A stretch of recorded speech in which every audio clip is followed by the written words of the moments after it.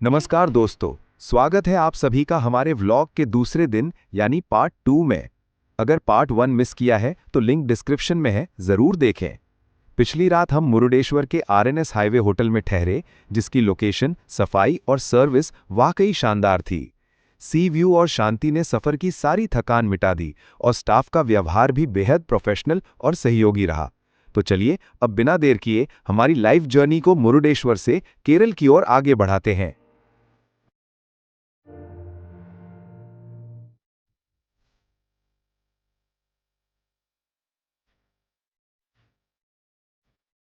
लेकिन कहते हैं ना, सफर में सब कुछ प्लान के हिसाब से नहीं चलता, और कुछ ऐसा ही हमारे साथ हुआ। सिर्फ 10 मिनट ही चले थे कि अचानक एक कुत्ता सड़क पार कर गया और मुझे तेज ब्रेक मारना पड़ा, लेकिन कार का सामना एक बड़े पत्थर से टकरा गया। हमने तुरंत गाड़ी साइड में लगाई और सबसे पहले देखा कि कुत्ते को कहीं चोट तो नहीं आई। करीब 30 मिनट तक इधर उधर ढूंढा, लेकिन वो दिखाई नहीं दिया। उम्मीद है उसे कुछ नहीं हुआ होगा।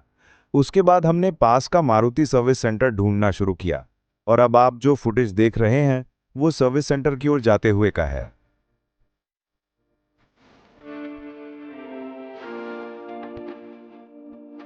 एक तरफ कार का फ्रंट क्रैश हो चुका था और दूसरी तरफ मैं पूरी तरह टेंशन में था। लेकिन शुक्र है मेरी वाइफ का, जिसने कहा कुछ नहीं होगा, सब ठीक हो जाएगा। वो एक लाइन उस वक्त पावर बूस्टर जैसी लगी। इसी बीच हमने मारुति सर्विस सेंटर में कॉल किया तो उन्होंने कहा कि साहब 9 बजे खुलेगा। अब हमने सोचा ठीक है, चलो तब तक थोड़ा रिलैक्स करते हैं, मतलब सड़क किनारे ही आराम। सुबह 6 बजे जर्नी शुरू की और 6:10 पर एक्सीडेंट। फिर 7 बजे तक सर्विस सेंटर पहुंच गए और वहां 2 घंटे ऐसे बिताए जैसे हम वीआईपी गेस्ट हो, बस सोफे और चाय की कमी थी।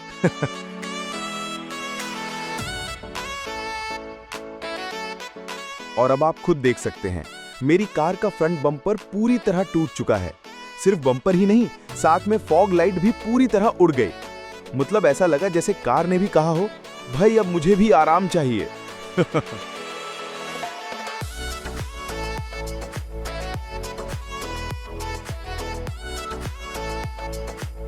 फिर जैसे ही सर्विस सेंटर खुला, टेक्नीशियन आया, कार देखी और बोला 1 घंटे में हो जाएगा सर। तो हमने सोचा चलो जब तक कार ठीक हो रही है पेट पूजा कर ली जाए। पास के होटल में गए और गर्मा गर्म पूरी भाजी का नाश्ता किया। सफर की सबसे सस्ती और सबसे सच्ची खुशी वही थी। वापस लौटे तो कार एकदम फिट, बम्पर भी नया सा लग रहा था और फॉग लाइट भी सेट। फिर क्या, हमारी लाइफ जर्नी दोबारा चालू हो गई, नए जोश और एक सीख के साथ। हम इस वक्त NH66 पर मरवंथे बीच के पास हैं, जहां एक तरफ अरब सागर और दूसरी ओर सौपढ़ने का नदी बहती है। बीच से हाईवे गुजरता है और ये नज़ारा इतना सुंदर है कि लगता है जैसे सड़क पानी के बीच तैर रही हो।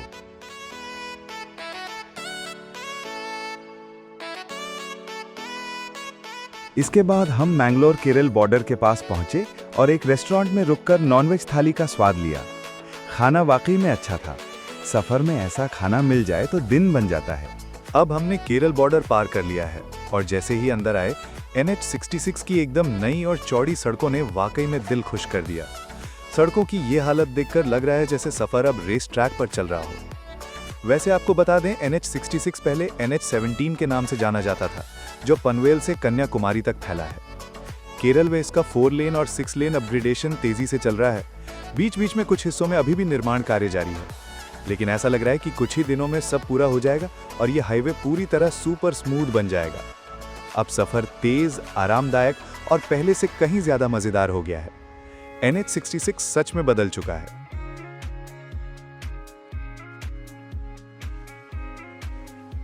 अब हम लगभग कन्नूर पहुंच चुके हैं और सामने कन्नूर का बोर्ड भी दिखने लगा है। यहीं से हमने NH66 को छोड़कर कुछ समय के लिए स्टेट हाईवे पकड़ा है, जो हमें शहर के अंदर से होकर ले जाता है। यहाँ थोड़ी ट्रैफिक जरूर है, लेकिन उम्मीद है कि NH66 का काम पूरा होने के बाद ये भी कम हो जाएगी। कन्नूर, जिसे पहले कैननौर कहा जाता था, केरल का एक खूबसूरत तटीय जिला है, जो अपने किले, समुद्र तटों और लोक रंगों के लिए जाना जाता है। यहाँ की संस्कृति थेयम और पारंपरिक कला रूपों से जुड़ी है, जो इसे बाकी केरल से एकदम अलग बनाती है।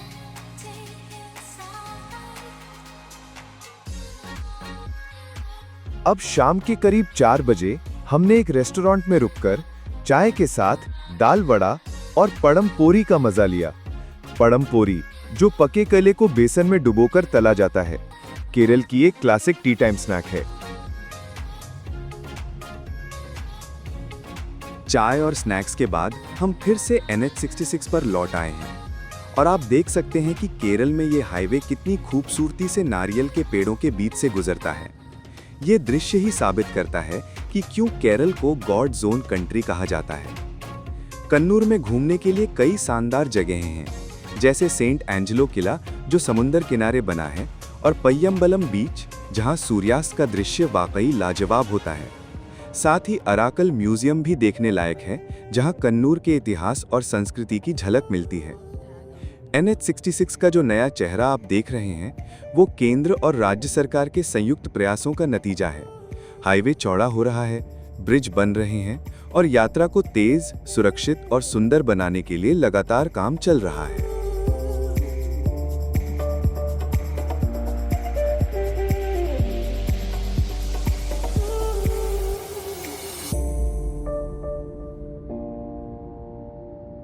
अब हम माही थलश्री बाईपास रोड से गुजर रहे हैं और मजेदार बात यह है कि इस रोड को बनने में पूरे 40 साल लग गए।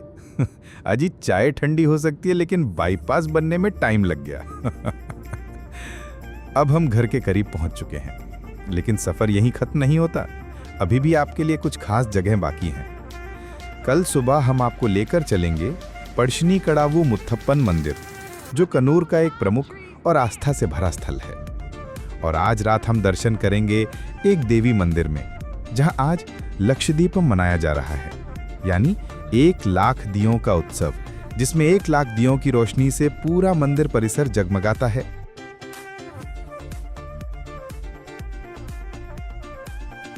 और अब हम उस गली में पहुंच चुके हैं जहां मेरा बचपन बीता।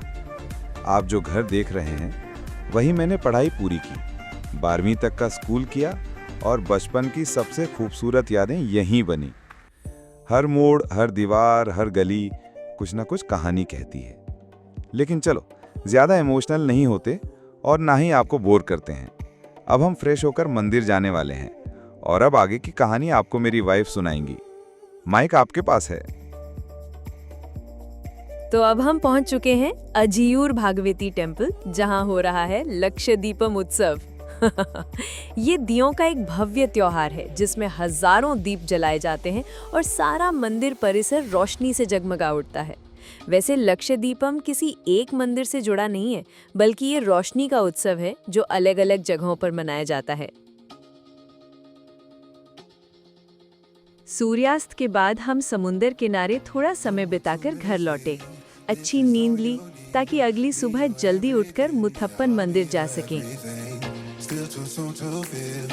Please just say it's real. More than just a thrill. Not just in it for the thrill. I'm in it for the. अगली सुबह हम पहुंचे पझिश्शिनी कड़वू मुथप्पन मंदिर, और वहां तक जाने के लिए नदी के रास्ते बोट से यात्रा करना एक अलग ही अनुभव था। ये मंदिर खास इसलिए है क्योंकि यहाँ आराध्य देव मुथप्पन को मछली और ताड़ी जैसी वस्तुएं चढ़ाई जाती हैं, जो बाकी मंदिरों से इसे बिल्कुल अलग बनाती है। यहाँ जाति, धर्म और पंथ के भेद के बिना सभी को प्रवेश मिलता है, और देवता की पूजा लोक कला थेयम के रूप में होती है, जो इस मंदिर को और भी अनोखा बनाता है। शांति, आस्था और संस्कृति सब कुछ एक जगह महसूस हुआ यहाँ। आज मंदिर में भीड़ कम थी, जिससे हमें शांति से मुथप्पन के थेयम रूप के दर्शन का अवसर मिला। कैमरा अंदर अनुमति नहीं है, लेकिन अनुभव वाकई में खास था। मुथप्पन केरल के इकलौते देवता हैं जिन्हें रोज थेयम रूप में पूजा जाता है, और ये मंदिर समानता और लोक आस्था का प्रतीक है।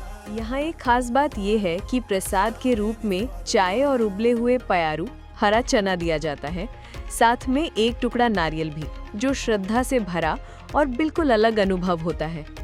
इस मंदिर की यही सादगी और अपनापन इसे और भी खास बना देता है। यहाँ मंदिर परिसर के पास आपको बेहद सुंदर और भक्ति से जुड़ी वस्तुओं की दुकानें भी मिल जाएंगी। तो ठीक है दोस्तों, यहीं पर हमारा ये ट्रिप खत्म होता है। उम्मीद है आपको पसंद आया होगा। तो आपको पता है क्या करना है। लाइक करें, सब्सक्राइब करें और बेल आइकन दबाएं ताकि अगला वीडियो आपसे मिस ना हो। अगली वीडियो में फिर मिलेंगे, तब तक के लिए बाय, टेक केयर और जय मुथप्पन।